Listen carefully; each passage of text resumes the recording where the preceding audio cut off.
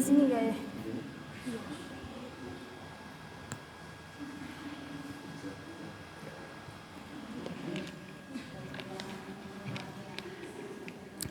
Assalamualaikum warahmatullahi wabarakatuh.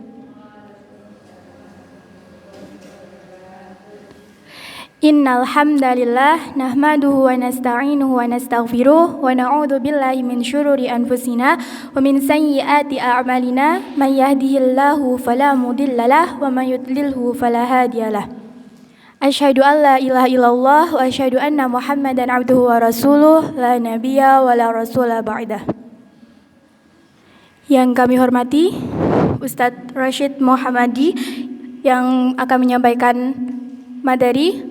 Yang kami hormati pimpinan cabang Muhammadiyah Wonosobo, dan yang kami hormati Bapak Ibu yang hadir pada kajian keluarga Sakinah kali ini, serta teman-teman yang insya Allah dirahmati oleh Allah.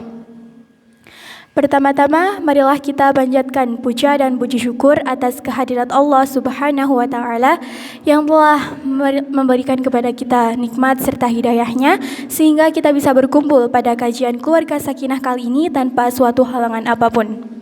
Salawat serta salam semoga tetap tercurah pada junjungan kita, yakni Nabi Agung Muhammad Sallallahu Alaihi Wasallam, yang kita nantikan syafaatnya di yaumul akhir nanti. Perkenankanlah saya Dinda Nilam yang akan membawakan acara pada kajian keluarga Sakinah kali ini. Masuki acara yang pertama, yaitu pembukaan. Marilah kita buka kajian keluarga Sakinah kali ini dengan bacaan basmalah bersama-sama. Bismillahirrahmanirrahim. Selanjutnya yakni bacaan Al-Quran yang akan dibawakan oleh Jenaan Sania Muhammadi. Kepadanya kami persilakan.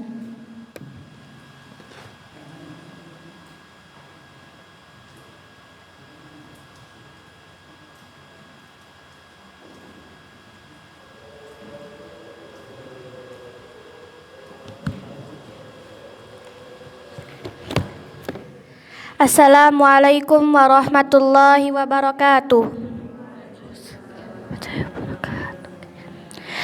A'udzu billahi minasy syaithanir rajim. Bismillahirrahmanirrahim. Nun wal qalami wama yasturun. Ma anta bi ni'mati rabbika bimajnun. Wa inna laka la ajran ghayra mamnun wa innaka la ala khuluqin azim fasatubsiru wa yubsirun bi ayyikumul maftun inna rabbaka huwa a'lamu biman dhalla an sabilihi wa huwa a'lamu bil muhtadin.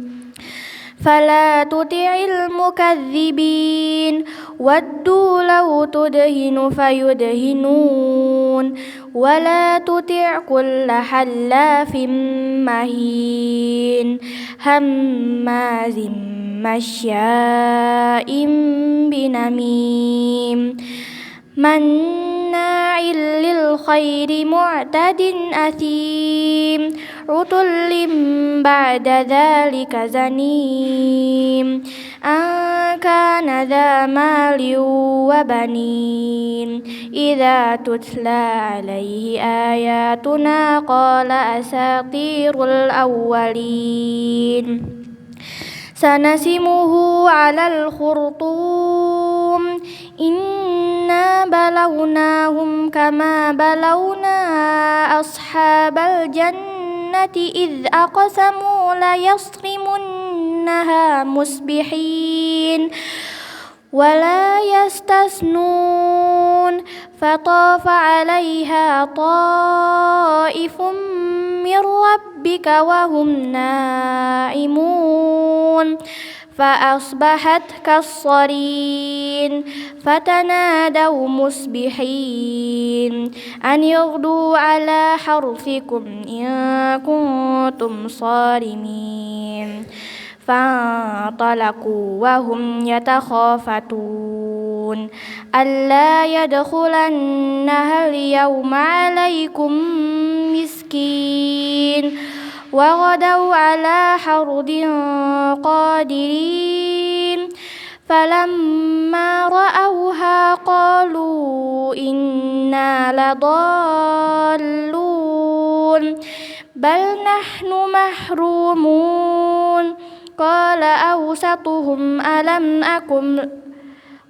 أوسطهم ألم أقل لكم لولا تسبحون قالوا سبحان ربنا إنا كنا ظالمين فأقبل بعضهم على بعض يتلاومون قالوا يا ويلنا إنا كنا طاغين عسى ربنا أن يبدلنا خيرا منها إنا إلى ربنا راغبون والسلام عليكم ورحمة الله وبركاته.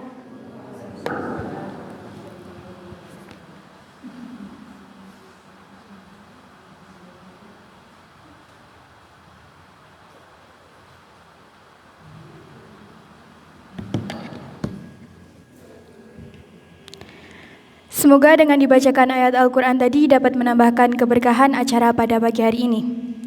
Baik, disampaikan bahwasanya infak hari ini akan disumbangkan ke daerah terdampak bencana alam di Jawa Tengah melalui Lazismu. Diharapkan untuk kepada jamaah untuk menyiapkan infak terbaiknya untuk membantu saudara kita. Baik, selanjutnya kajian yang akan disampaikan oleh Ustadz Muhammad Rashid Muhammadi SAG dengan tema sifat bacaan Al-Quran Rasulullah. Kepada beliau kami persilakan.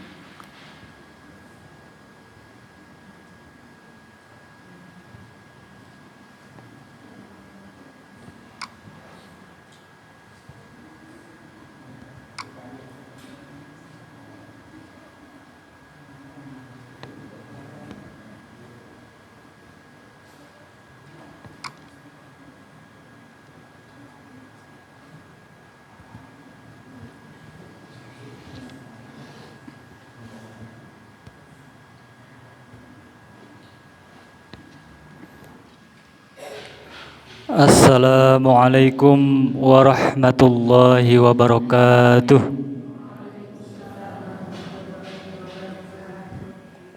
Waroh apa waroh? Waroh apa waroh? Waroh ya. Assalamualaikum warahmatullahi wabarakatuh.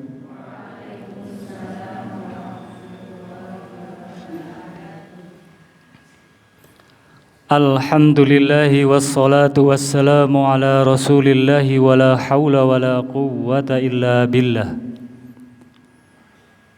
Allahumma salli ala Muhammad wa ala ali Muhammad. Wa qala rabbi shrah li sadri wa yassir li amri wahlul 'uqdatam min lisani yafqahu qawli. Allahumma la sahla illa ma ja'altahu sahla wa anta taj'alul hazna idza syi'ta sahla. Amma ba'd. Yang kami hormati dan senantiasa kami banggakan para peserta, Bapak Ibu, Mbak dan adik-adik sekalian peserta kajian Keluarga Sakinah yang semoga senantiasa mendapat barokah dari Allah Subhanahu wa Ta'ala. Salawat dan salam semoga senantiasa tercurahkan kepada baginda Rasulullah Muhammad sallallahu alaihi wasallam. Sallallahu apa? Sallallahu. Sallallahu ya, bukan sallallahu alaihi wasallam. Baik. Pada pagi hari ini akan kita pelajari bersama sifat bacaan Al-Quran Rasulullah Muhammad sallallahu alaihi wasallam. Sebelum masuk kepada materi inti, akan kami sampaikan terlebih dahulu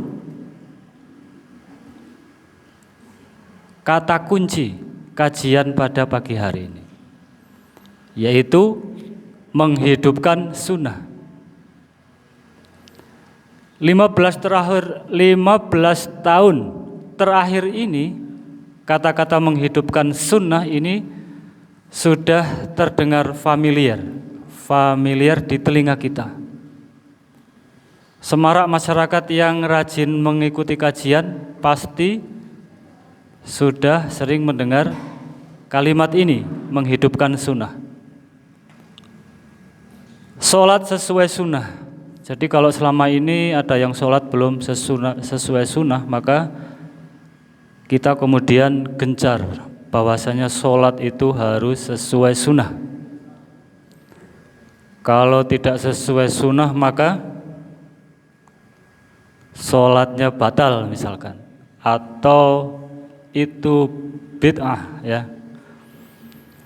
Kemudian ada haji sesuai sunnah dan sunnah-sunnah yang lain ya. Jadi kita selama 15 tahun terakhir ini semangat untuk mengusung sunnah dalam perilaku kehidupan kita. Pakaiannya sesuai sunnah, yang tertutup sesuai dengan anjuran syariat. Ada yang pakai niqab ya. Dulu ketika Cak Nun memberikan motivasi ya, ketika sempat jilbab dilarang, kemudian hari ini kita melihat hampir semua siswa-siswi sekolah baik SD, SMP maupun SMA mayoritas yang muslim pakai jilbab. Sudah tidak ada masalah lagi sekarang orang pakai jilbab. Dan niqab dulu masih barang asing, sekarang semakin banyak para ummahat ataupun para mbak-mbak ini pakai niqab. Nah, ini karena kajian kita sering mengusung kajian yang sesuai sunnah. Sampai hari ini juga masih kalimat ini menjadi sesuatu yang viral ya, viral. Penampilan sesuai sunnah. Kalau bapak-bapak ya minimal pakai inilah, jenggot gitu ya. Minimal bagi yang punya. Kalau yang nggak punya ya walaupun 3 itu tetap dipelihara ya. Kok nggak ditebalin? Adanya cuman 3 gitu ya. Tapi sudah ikhtiar, semangatnya semangat menjaga sunnah Nabi. Jadi jenggotnya dipelihara dan kumisnya ditebang ya. Itu sunnah-sunnah yang kita jaga, atau masyarakat jaga, masyarakat muslim kita jaga. Karena memang gema menghidupkan sunnah itu terus digaungkan. Tapi ada yang lupa. Apa itu sunnah yang belum kita jalankan? Yaitu menghidup-hidupkan, membaca Al-Quran sesuai sunnah Nabi. Ini yang belum banyak dihidupkan di tengah-tengah kita. Padahal yang namanya sunnah itu posisinya sama dengan sunnah yang lain. Tapi khusus yang ini masih banyak yang belum melakukan perhatian yang khusus.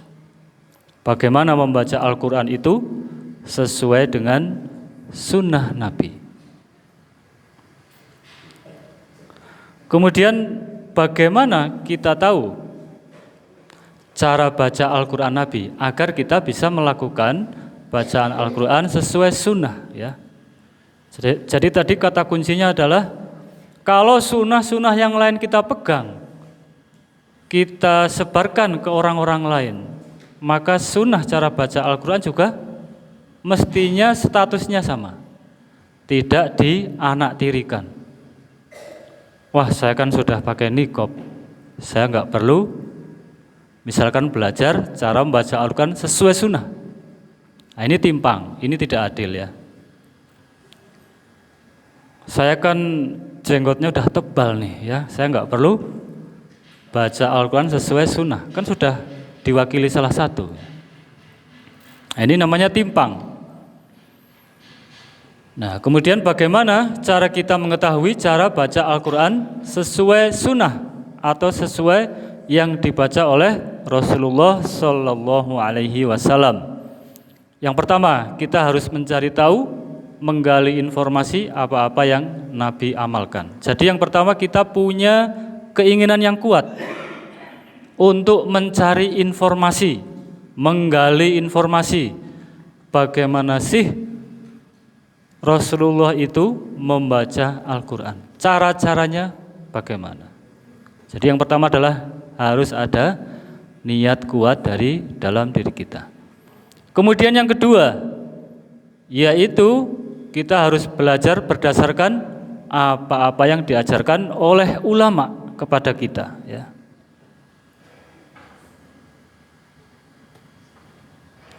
Kemudian apa yang Nabi amalkan ketika membaca Al-Quran ya, nanti akan kita sampaikan sedikit demi sedikit. Bagaimana sih Nabi itu membaca Al-Quran?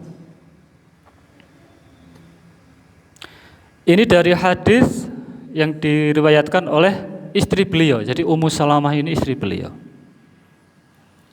Matanya atau isinya, Nabi itu ketika membaca Al-Quran mufassaratan harfan. Nah, ini silahkan saya baca karena nggak ada harokatnya, nanti kalau menulis di harokati sendiri ya. Mufassaratan harfan, memperjelas huruf demi huruf. Ini hadis riwayat Ahmad ya. Nanti akan kita ulas sedikit hadis ini. Nah, sebelum masuk ke sini ada satu pertanyaan yang mudah dan saya mohon bantuan dari Bapak Ibu sekalian untuk menjawab. Ini sekaligus cek pengetahuan tentang Al-Quran ya. Surah di dalam Al-Quran itu ada berapa? 118? 14 ya, baik. Ayatnya ada berapa? 6, ada yang versi lain. Baik, yang mudah dulu. Basmalahnya ada berapa? Tadi surahnya di dalam Al-Quran ada 114. Sekarang basmalahnya ada berapa? 115. 114 berapa? 114. Tadi ada yang jawab agak beda, 113. Oh ya. Kok jadi kurang ini? Kenapa itu kok jadi kurang satu? Kan surahnya kan 114 ya. Asumsinya setiap surat ada basmalahnya, begitu ya, dari Al-Fatihah. Kok jadi kurang satu, kenapa? Kecuali At-Taubah. Dikurangi At-Taubah jadi 113. Begitu Mas? Nah, baik. Basmalahnya tetap 114. Tapi kan di At-Taubah enggak ada. Betul. Di awal surah At-Taubah tidak ada. Tapi kemudian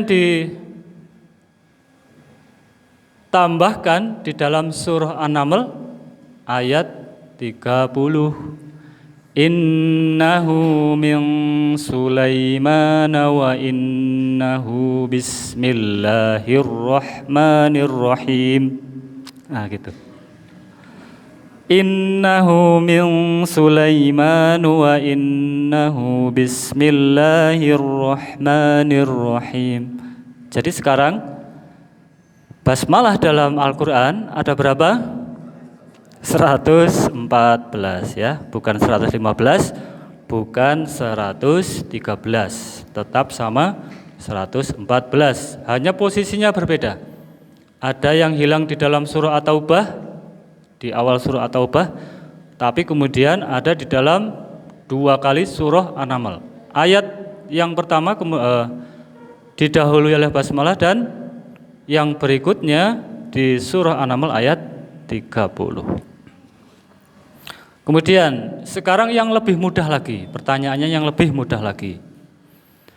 Huruf hijaiyah ada berapa? Ini kan sesuatu yang mudah karena hampir rata-rata kita itu belajar hijaiyah. Berapa? Waduh, satu aja, jangan semua versi disebutin ya. Khawatir salah, yuk semua versi disebutin ya. Berapa? 26.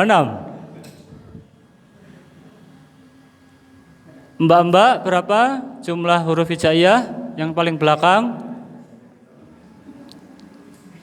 Belum pernah menghitung? Yang paling depan huruf hijaiyah ada berapa? Dihitung dulu boleh? Berapa? 28. Ada yang mengatakan 28. Bapak-bapak berapa huruf hijaiyah? Dihitung dulu, saya beri waktu.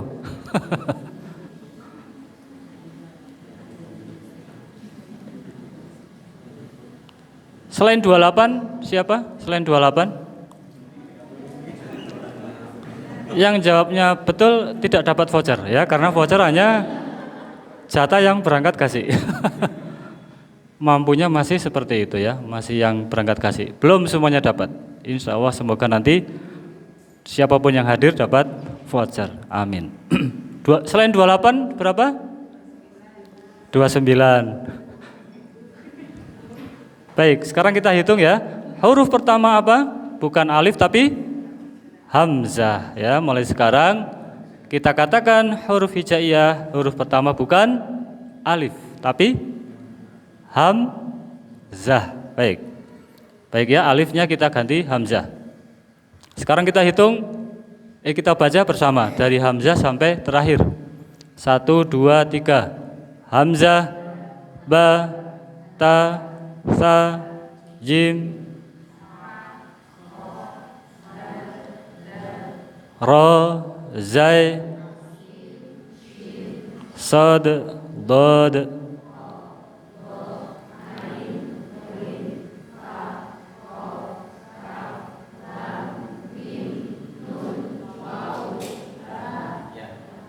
berapa?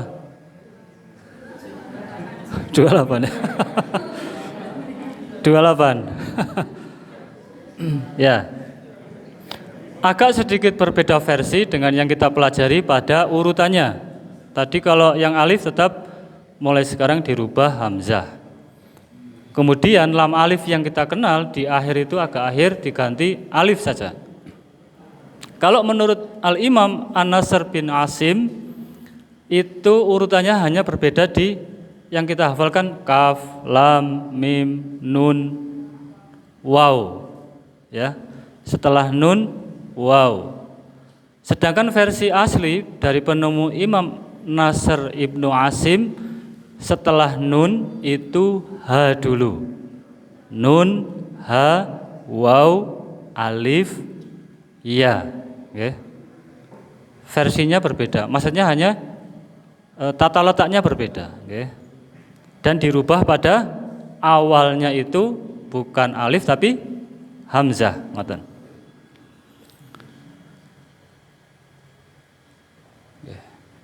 Nggak usah risau, wah jebul salah, nggak usah risau, nggih, nggak usah risau. Yang penting baca Qur'annya betul, nggak apa-apa. Ini hanya pengetahuan dasar tentang huruf hijaiyah. Baik, kembali ke mufassaratan harfan, memperjelas huruf demi huruf. Jadi Nabi itu ketika membaca Al-Quran itu hurufnya begitu jelas. Huruf demi huruf itu jelas ya. Oleh karena itu, agar kita mengikuti sunnah Nabi ketika membaca Al-Quran, maka kita harus mempelajari huruf. Kalau di dalam ilmu baca Al-Quran disebut mempelajari makhraj atau makharijul huruf, sama saja. Dan sifatnya, makhraj dan sifatnya, sehingga kita bisa membedakan antara ha, antara ha, antara kho, antara kaf, begitu. Alhamdu tidak dibaca alhamdu, tidak dibaca alhamdu, tidak dibaca alkamdu. Ada yang baca alhamdulillah. Nah, okay. Berarti belum mempelajari makhraj. Okay. Posisinya bukan di sana. Kalau masih alkamdu, ini kebiasaan orang Jawa, alhamdulillah gitu kan. Tapi jelas itu belum, orang yang mengatakan seperti itu belum pernah mempelajari. Oke. Nanti kalau sudah belajar insya Allah akan berubah. Kemudian contohnya huruf dod, waladhdallin, itu harus jelas dodnya posisi di mana. Karena contohnya seperti ini, dolla itu artinya sesat. Jangan sampai nyasar kepada dalla. Kalau dalla menunjukkan zalla, bukan walad do, itu maksudnya dal. Zalla itu menghinakan, zolla itu menaungi. Nah, ini yang lebih mirip. Waladzo, padahal posisinya bukan dod tapi zo. Itu artinya menaungi. Juga bukan za, bukan zai. Zalla, kalau zalla artinya tergelincir. Juga bukan jalla, kalau jalla artinya mengagungkan. Jadi kita perlu mempelajari itu agar tidak keliru maknanya. Karena kalau di dalam mulut itu geser dikit, sekitar 1 cm itu sudah merubah huruf. Nah, ketika hurufnya berubah maka maknanya berubah, okay? Kemudian ini contohnya tolako atau talako. Kalau kita mengatakan sudah diceraikan, tolako atau talako. Kalau di bahasa Indonesia kita nggak bicara bahasa Indonesia tapi bahasa Arab. Tolako atau talako, cerai. Tolako, ya, betul. Jadi tolako itu artinya cerai, ya. Kalau talako artinya bertemu. Jadi talaki itu artinya bertemu, ya. Itu kalau kita keliru ya sudah, artinya juga keliru, ya. Jadi kalau mau bilang mari kita bertemu, jangan bilang hayya tolako, udah malah cerai kan gitu. Lagi emosi, kamu saya talak, maksudnya kamu saya talako. Wah, ini ada kol-kolahnya. Ayo kita bertemu, lah keliru meneh kan gitu, okay? Jadi itu pentingnya kita mengetahui tentang keluarnya huruf. Kemudian antara khuliqat sama huliqat, yang satu kho, yang satu ha. Kalau khuliqat artinya diciptakan. Tapi kalau huliqat itu yang pernah umroh atau pernah haji pasti pernah mengalami ini. Huliqat dicukur. Baik cukur yang gundul maupun yang penting terpenuhi sunnahnya. Itu beda. Khu sama hu itu sudah beda. Sama-sama bunyinya khuliqat sama huliqat. Kalau keliru udah beda itu ya.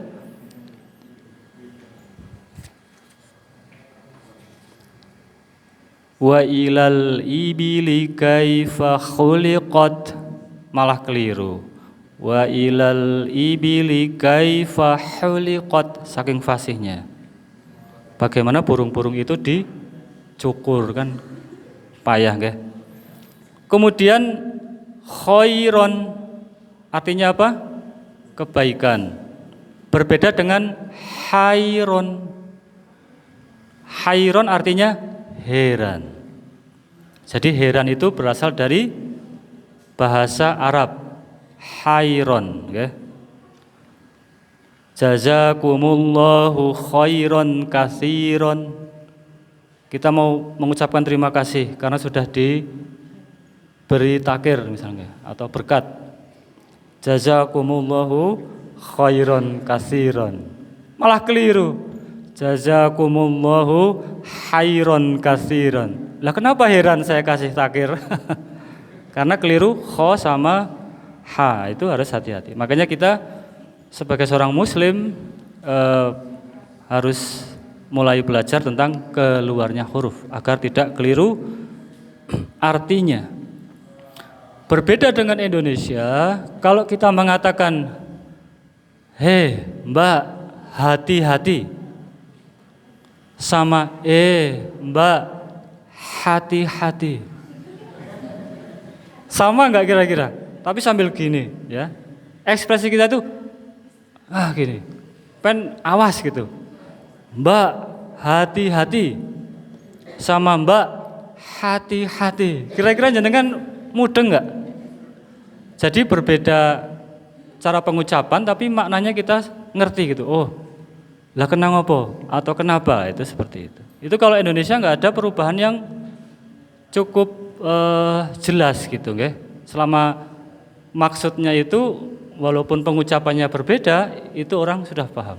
Hati-hati sama hati-hati atau mbak khoti-khoti misalkan. Opo kuwi khoti-khoti? Lah kuwi ana bunderan engko ndak kejeger misalkan. Nggih. Mufassaratan harfan-harfan, memperjelas huruf demi huruf. Nggih. Kemudian apa yang Nabi amalkan? Ini hadis yang kedua masih dari beliau Ummu Salamah radhiyallahu anha, harfan qiraatan bati'atan, membaca huruf demi huruf dengan jelas dan perlahan. Membaca huruf dengan jelas dan perlahan, jadi nggak boleh cepat-cepat.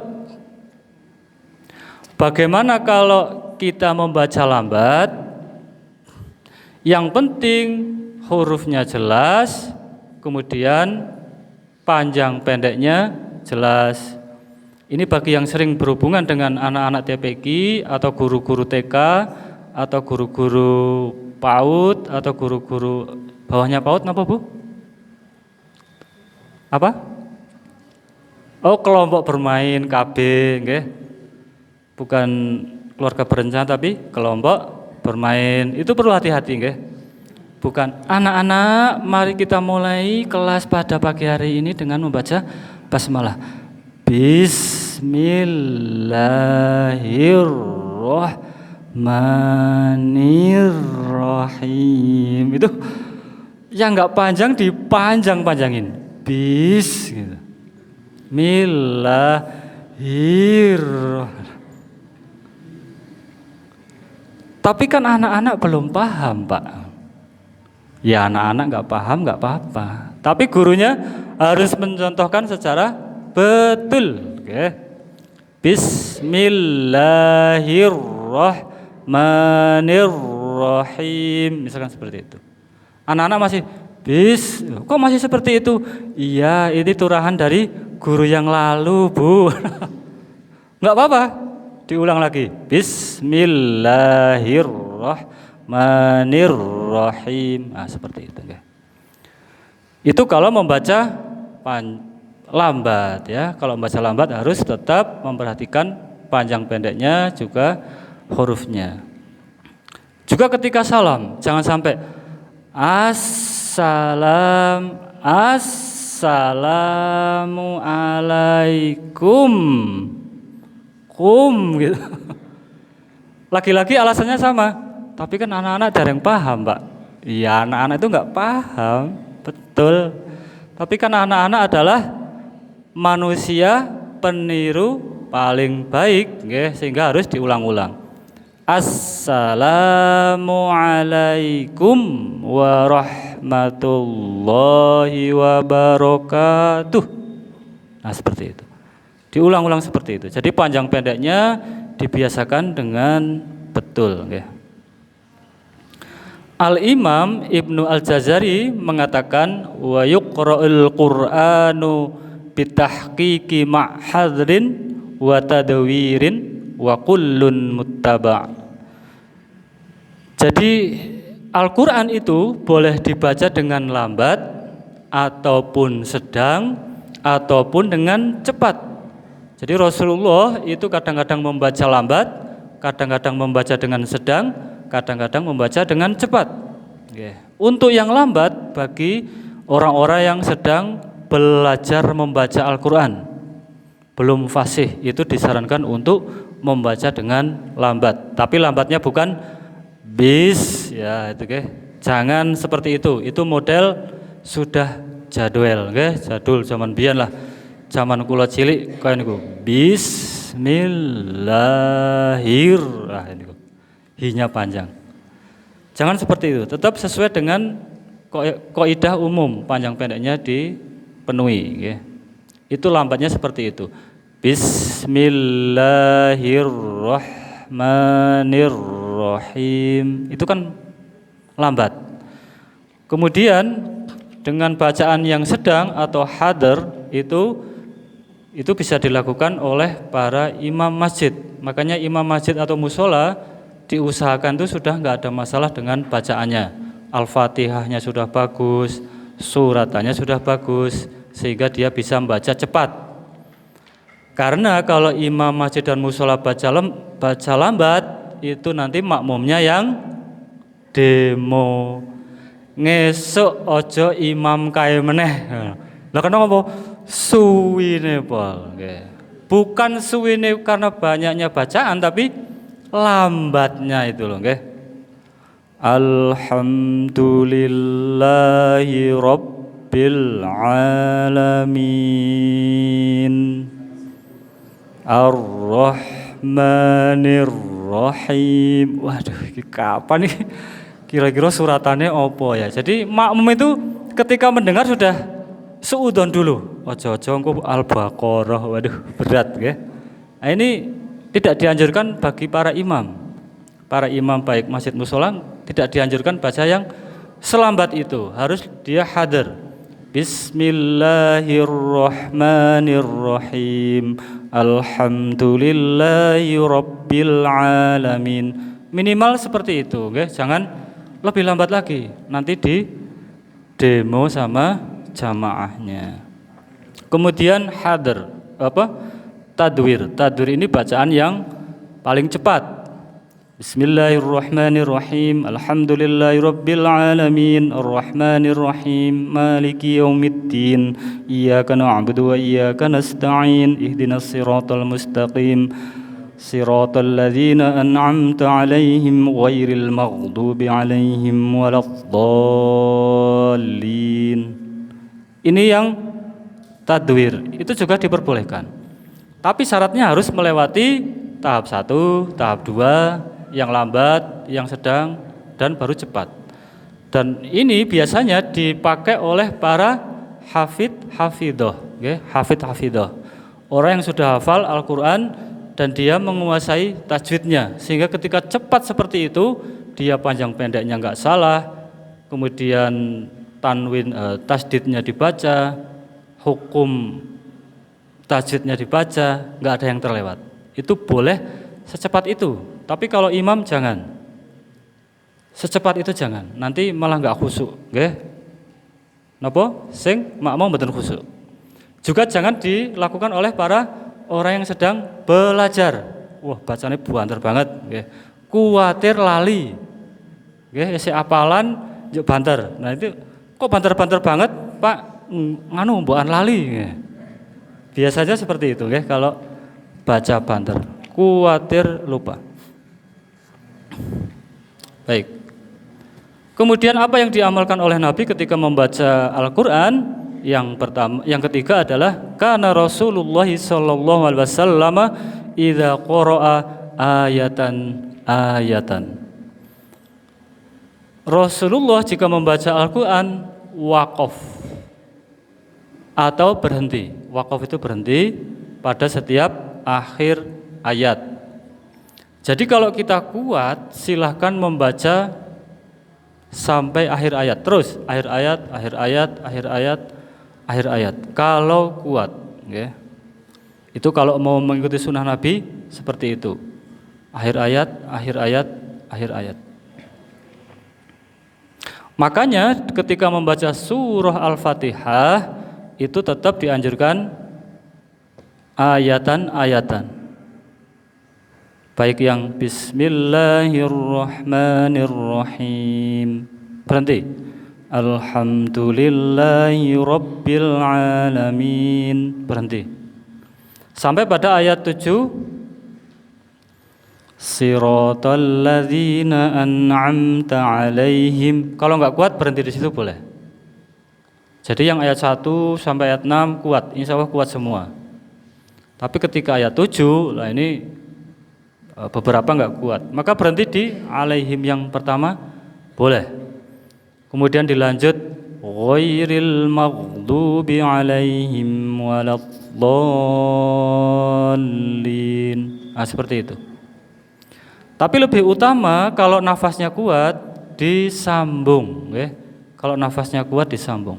Siratal ladzina an'amta 'alaihim ghairil maghdubi 'alaihim waladdallin. Lebih utama, ya.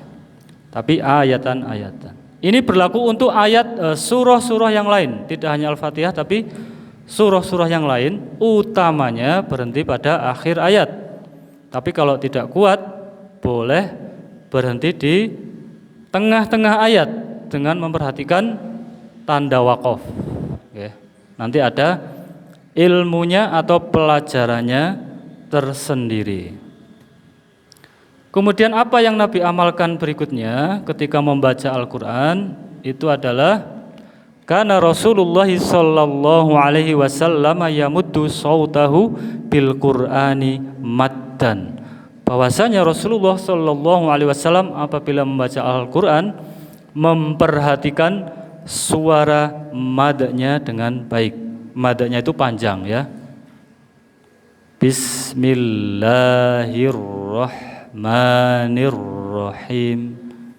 Ketika membaca basmalah bismillah itu dua saja. Ar-Rahma ketika dua saja, jangan lebih dari itu. Dan yang lebih tidak boleh lagi adalah Bismillahirrahmanirrahim. Nggak ada panjangnya sama sekali. Bismillahirrahmanirrahimnya nggak ada panjang, Ar-Rahmannya nggak ada panjang, Rahmanirrahim. Itu yang lebih terlarang lagi. Karena ketidaktahuannya kemudian agak lebih panjang daripada dua ketukan, maka dimaafkan, ya. Karena ketidaktahuan. Jadi panjangnya dua tapi dilebihkan. Tetap ada panjangnya tapi punjulan. Nah itu dimaafkan. Tapi kemudian kalau panjang dibaca pendek itu keliru. Kemudian kalau itu pendek dibaca panjang dia keliru. Oke, yang keliru dua prinsip ini. Kalau seharusnya pendek dibaca panjang itu keliru. Ini kaitannya dengan panjang pendek bacaan. Kalau dia panjang dibaca pendek keliru. Dah itu aja. Makanya ketika membaca surah An-Nas misalkan Qul a'udzu birabbin nas Malikin nas itu keliru, nggih. Lah kan di Al-Fatihah itu Maliki yaumiddin. Kan ini sama-sama Malik, nggih. Enggak boleh. Kita membaca berdasarkan riwayat, apa-apa yang sudah diturunkan dari Rasul ke sahabat dan seterusnya dan seterusnya dan seterusnya dan seterusnya sampai kepada kita. Kok yang ini pendek? Maliki yaumiddin. Kok pendek? Itu riwayat, nggih. Riwayat. Kita mengamalkan berdasarkan riwayat.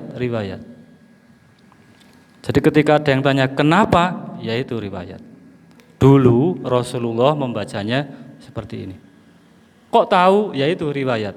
Berdasarkan dari Nabi, sahabat, tabi'in, tabi'ut tabi'in, dan seterusnya.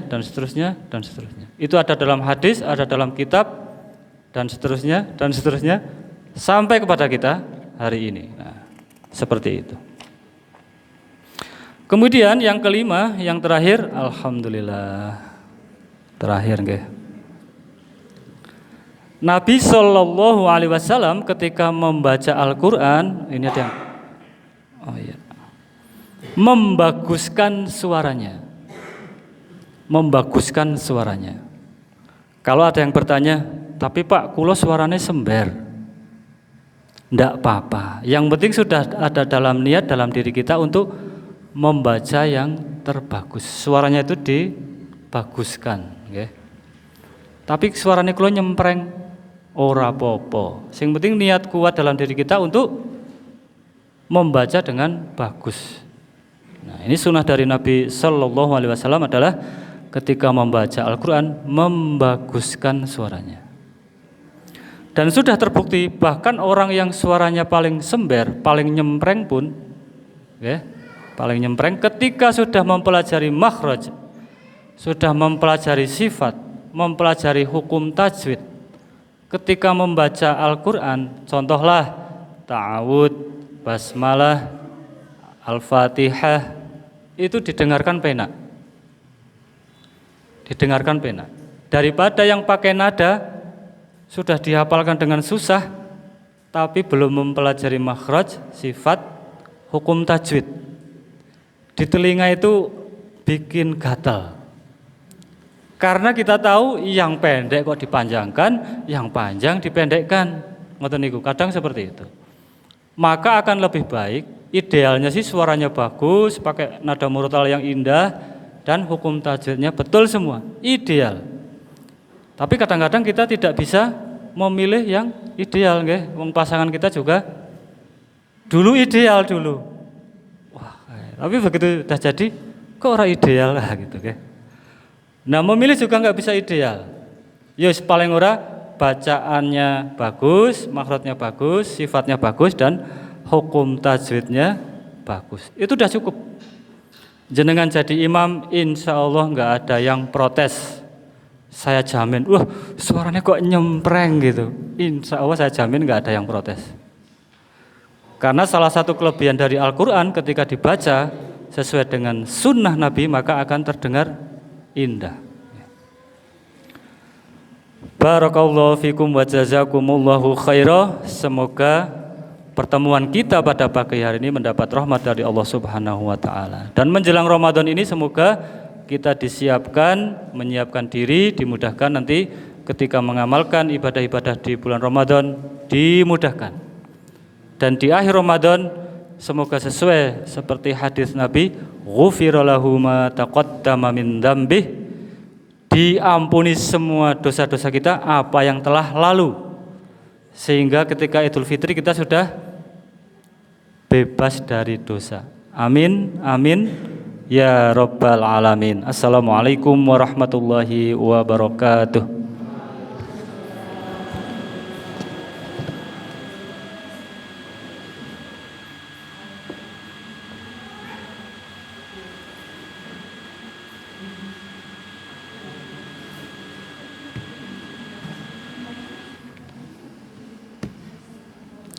Jazakumullah khairan kasiran kepada Ustadz Rashid Muhammadi SAG yang telah menyampaikan ilmunya.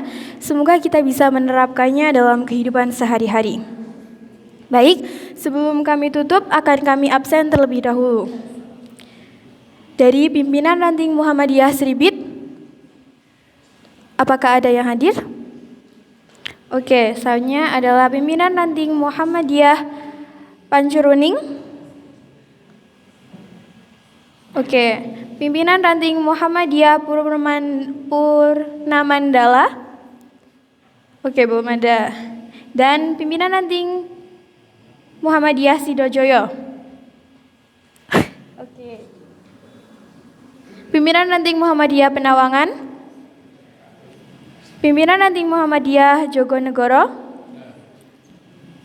Pimpinan ranting Muhammadiyah Wonosobo Selatan. Pimpinan ranting Muhammadiyah Sudagaran.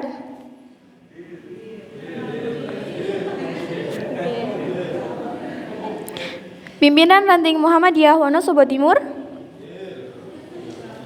Pimpinan Ranting Muhammadiyah Prajuritan Bawah. Oke, Pimpinan Ranting Muhammadiyah Sabuk Alu. Pimpinan Ranting Muhammadiyah Wonosobo Barat. Pimpinan Ranting Muhammadiyah Kejiwan. Pimpinan Ranting Muhammadiyah Wonosobo Utara. Pimpinan Ranting Argopeni. Pimpinan Ranting Jelambrang. Oke. Dari SD Sudagaran. Dari SD MBF Al-Azkiyah. Dari TK Aba 2. 1. Oke. Atau adakah dari pimpinan Ranting Aisyah? Oke. Masuki acara selanjutnya, yakni penutup. Marilah kita tutup kajian keluarga Sakinah kali ini dengan bacaan hamdalah bersama-sama. Alhamdulillahirabbil alamin. Sekian kajian pada kali ini. Banyak kesalahan kami mohon maaf. Saya akhiri. Assalamualaikum warahmatullahi wabarakatuh.